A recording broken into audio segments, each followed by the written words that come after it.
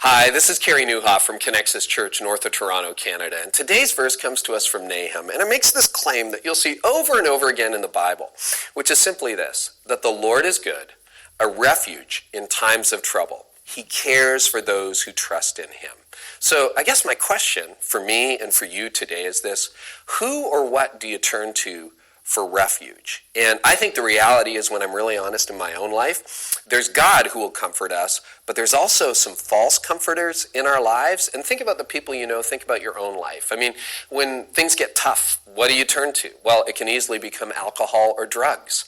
And for some of you, that may be a problem. For some of you, you're like, no, I don't do alcohol, I don't do drugs. But that doesn't eliminate false comforters. So, for example, I'll give you one that's been a challenge in my life, which is food.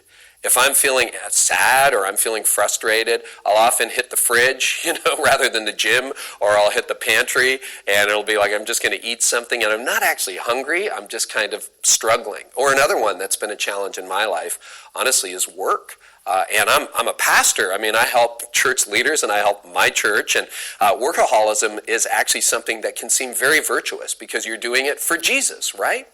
And workaholism is also the most rewarded addiction in the world. It gets you usually a raise and a promotion. So maybe you just bury yourself in your work. And if you struggle with turning to false comforters, like I do sometimes, for me it's work or food, remember, it's God who's our refuge. It's God we need to surrender to, because the Lord is good. He's a refuge in a time of trouble, and he cares for those who trust in him. So ask yourself, who are you going to put your trust in today? And what I'd encourage you to do is, when you're turning to a false comforter, whether that's alcohol, drugs, or gossip, or work, pause and say, Lord, I'm going to give this to you.